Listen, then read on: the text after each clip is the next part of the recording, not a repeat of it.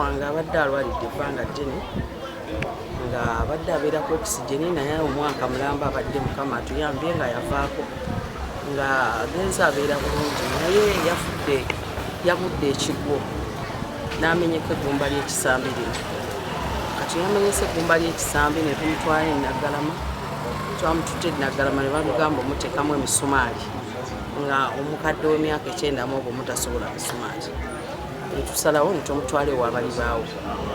Twamutuusiza ew'abali baawo ne bamukolako n'abeera ng'ali obulumi nga bukendeddemu. Bwe bwakendeddeemu yagaanye okubeerayo kubanga tayagala kukunkumula susu ng'abantu bakola ki bamulaba.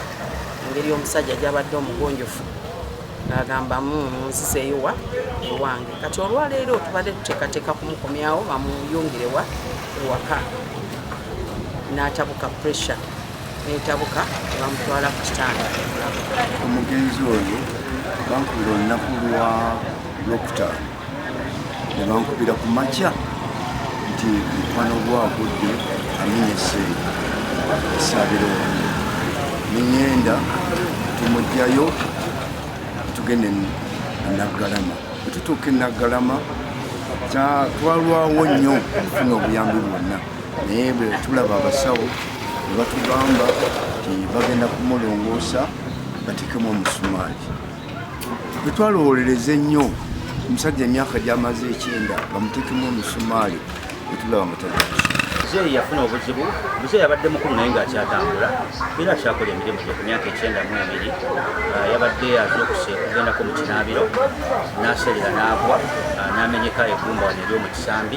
So nsuubira ewavudde obuzibu bwe yakubawo omutwe naye ffe ng'omuzadde tubadde tumwagala nnyo era tukkiriza nti atuukiriza obuvunaanyizibwa bwe ng'omuzadde kuffe ng'abaana obuvunaanyizibwa bwe abutuukiriza era tumanyi nti omutonzi ajja kumuwa ekisa omusaasi.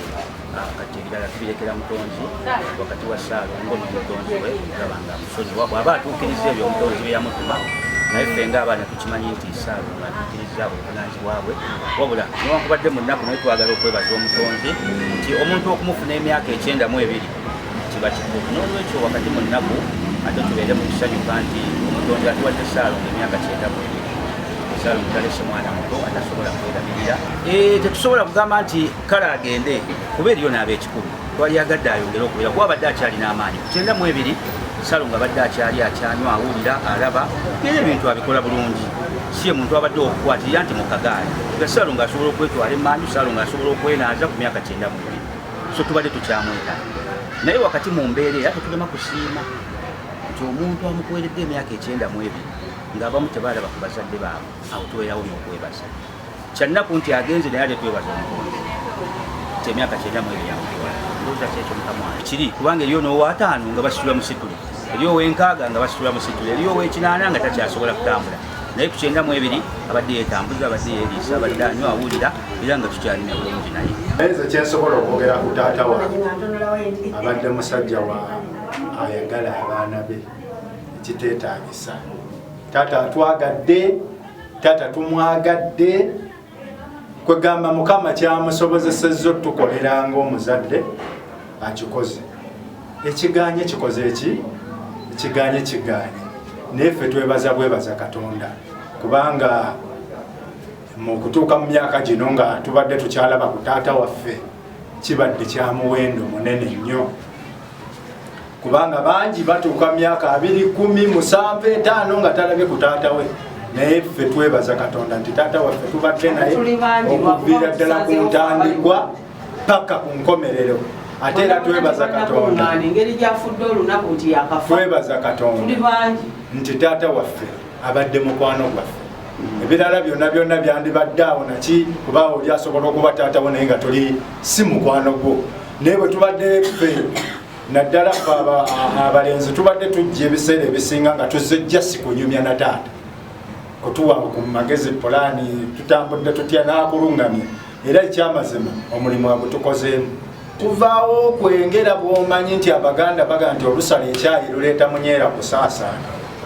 Ekyamazima tufunye eddebo ly'amaanyi. Taata waffe okuvaawo tugenda kuba tusuwa ebirowoozo, obuwabuzi, omukwano gwe tubadde naye era tusaba Katonda tyamututambulamuza kisa wabula ate naffe netwegayirira bannaffe ffenna nga bwe tubadde tusobola okwongera okutambulira awamu n'okukumaakuma omumuli gwe okugutumbula n'okweyongera okutambula nga tuli baluganda Mbadde wano wapala ng'ategeka byake twetegekera enkya ku Tuesday tugende ate ndi wano nga muganda wazze Ssalongo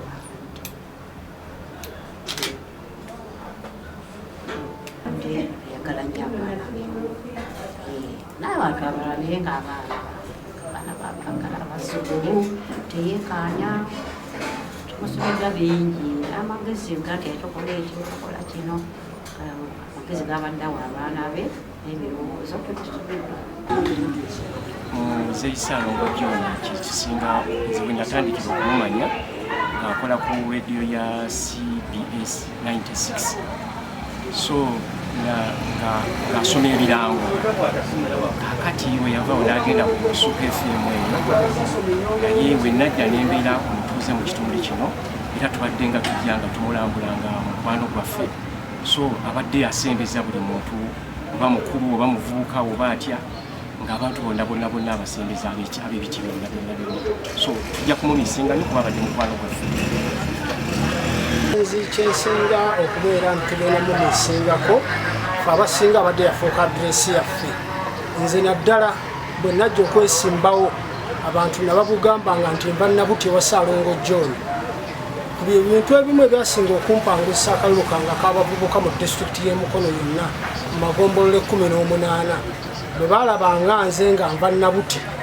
ekyo kyanfuulanga ow'enjawulo ng'era abantu bongerako nti nva Nabuti wa Ssalongo John ate ne bwe nagenda okampeyinga gye yali yadde ebunankande yantwalanga ng'omwana era nanyamba okweyagalira mu ggombolola eyo ne mu kitundu ekyo era yatunoonyeza akalulu so ekyo nja kukimujjukirako n'okubeera nti abadde musajja ateegulumiza ebbanga lyonna lyawangadde bwadde lyakola ku CBS naye akeeranga n'alimako n'agenda ataakola omusajja ateegulumiza era abadde musajja omuntu ow'omutindo ogwa wansi